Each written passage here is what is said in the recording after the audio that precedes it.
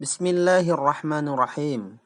Assalamualaikum warahmatullahi wabarakatuh. Hai teman-teman, apa kabarnya hari ini? Semoga kita semua selalu diberikan kesehatan oleh Allah Subhanahu wa taala. Kali ini kita akan belajar mata pelajaran pendidikan agama Islam. Simak videonya dengan baik ya.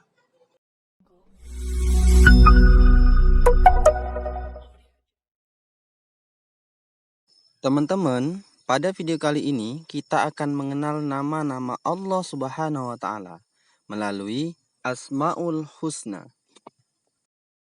Untuk mengenal sesuatu seperti orang, hewan, tumbuhan, dan benda alam lainnya, biasanya hal yang pertama kali kita tanyakan adalah namanya. Betul kan? Karena melalui namanya itu kita akan mengenal sesuatu.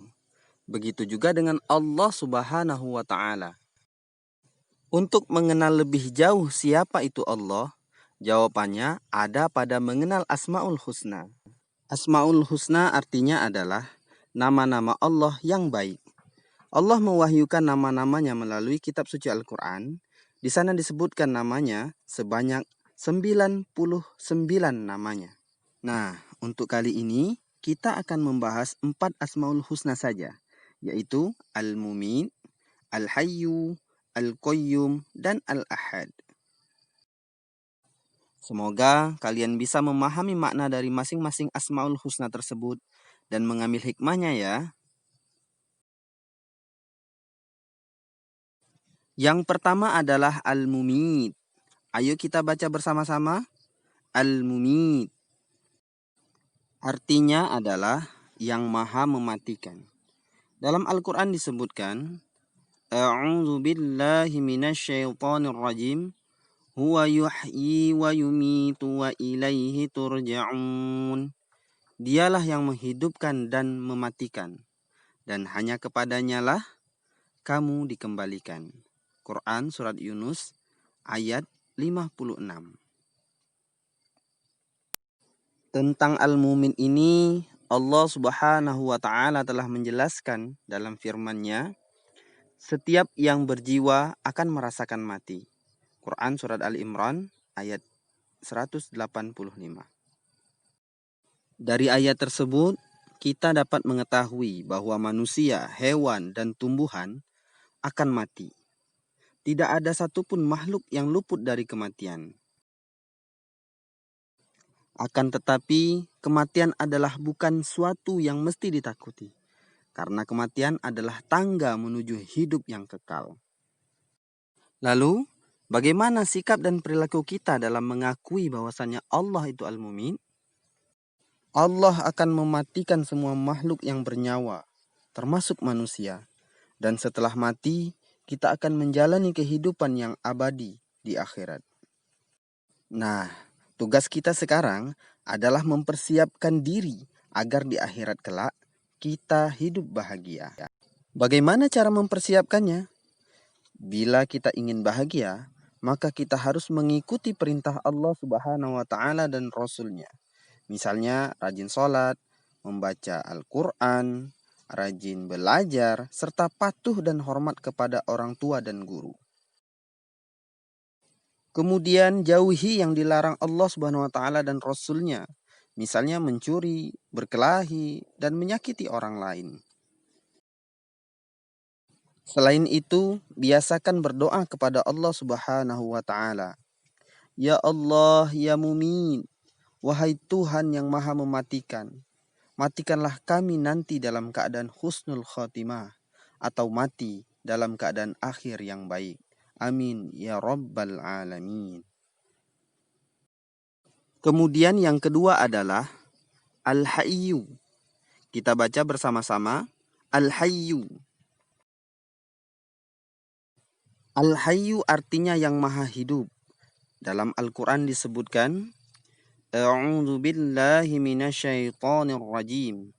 Allahu la ilaha illa huwal hayyul qayyum. Allah, tidak ada Tuhan yang berhak disembah melainkan Dia, yang maha hidup kekal lagi maha berdiri sendiri. Surat Al-Baqarah ayat 255. Al-Hayyu ini mengandung arti bahwa Allah Subhanahu wa Ta'ala hidup kekal selamanya, dan Allah juga yang memberikan hidup kepada makhluknya, termasuk rezeki di dalamnya. Hidup atau mati seseorang ada di dalam kekuasaan Allah Subhanahu wa Ta'ala. Contohnya, berapa banyak orang yang sedang mengalami sakit berat, tetapi Allah masih memberikan kesempatan untuk hidup. Sebaliknya, sering kita lihat orang yang tidak sakit atau dalam keadaan sehat walafiat, tetapi tiba-tiba saja terdengar orang itu sudah meninggal. Penyebabnya bermacam-macam, terjatuh, serangan jantung, tertabrak, tenggelam, dan sebagainya. Lalu, bagaimana sikap dan perilaku kita dalam mengakui bahwa Allah Subhanahu wa Ta'ala itu adalah Al-Hayyu? Allah yang Maha Hidup menugaskan manusia untuk memelihara kehidupan dan mencari rezeki yang sudah disediakan oleh Allah Subhanahu wa Ta'ala. Berarti, sikap kita adalah harus memelihara diri sendiri, yaitu dengan cara makan dan minum teratur, jangan berlebihan, dan selalu menjaga kebersihan agar tetap sehat. Selain itu, kita juga harus membantu kelangsungan hidup orang lain, misalnya bersedekah dengan cara memberi makan, minum, dan membantu kesehatan orang lain yang membutuhkan. Kemudian berdoalah kepada Allah Subhanahu wa Ta'ala. Ya Allah, ya Hayyu, wahai Tuhan yang Maha Hidup, hidupilah kami dalam keselamatan dan kebermanfaatan. Amin ya Rabbal Alamin. Kemudian yang ketiga adalah Al-Qayyum. Kita baca bersama-sama. Al-Qayyum. Al-Qayyum artinya adalah yang maha berdiri atau mandiri.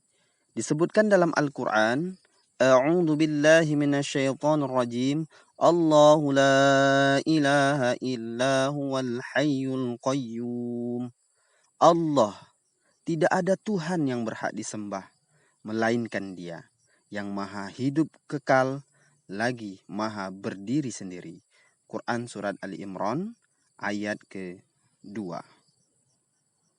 Al-Qayyum ini mengandung arti bahwasannya Allah Subhanahu wa Ta'ala itu berdiri sendiri untuk selama-lamanya.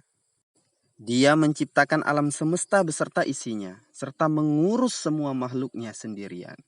Lalu, bagaimana sikap dan perilaku kita dalam mengakui bahwa Allah adalah Al-Qayyum? Allah yang maha berdiri atau mandiri memberikan pendidikan kepada kita bahwa hidup tidak selalu bergantung pada orang lain. Berarti apabila kita berada di rumah, kita harus sudah dapat melakukan hal yang tertentu secara mandiri. Misalnya merapikan tempat tidur, menyiapkan perangkalan sekolah, mencari sendiri pakaian sekolah, mengambil sendiri sarapan atau makanan untuk berangkat ke sekolah, dan sebagainya.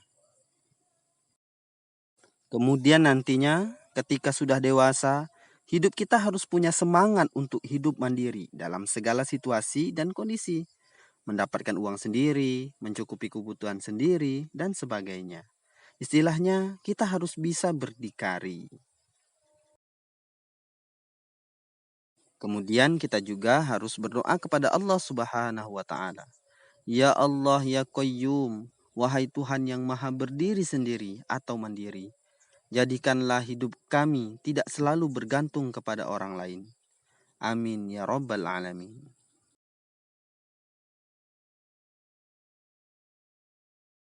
Kemudian yang keempat adalah Al-Ahad. Kita baca bersama-sama.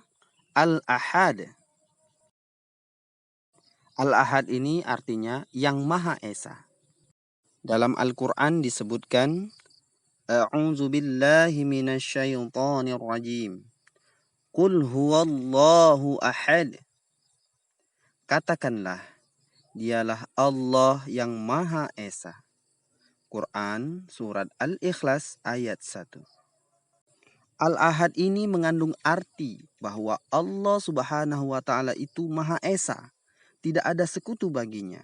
Tidak ada Tuhan selain Dia. Lalu, bagaimana sikap dan perilaku kita dalam mengakui bahwa Allah adalah Al-Ahad? Allah yang Maha Esa merupakan Tuhan kita satu-satunya. Artinya kita harus menyembah hanya kepadanya saja. Hal itu dikarenakan Allah tidak beranak dan tidak pula diperanakkan, serta tidak ada sekutu yang berhak disembah selain Dia.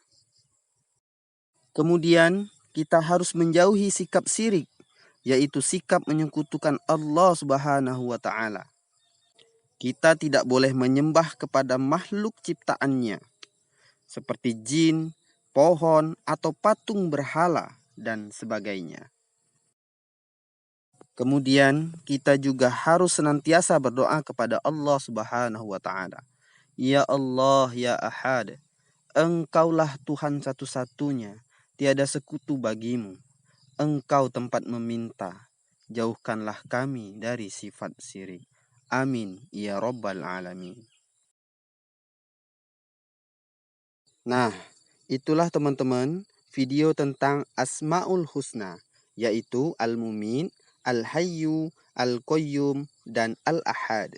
Semoga kita bisa mengambil hikmah dari pembelajaran ini, serta menunjukkan pengakuan kita terhadap Asmaul Husna tersebut dalam kehidupan sehari-hari. Itu saja yang bisa Pak Azhar sampaikan. Terima kasih atas segala perhatian. Mohon maaf apabila ada kekurangan. Billahi taufik wal hidayah. Assalamualaikum warahmatullahi wabarakatuh.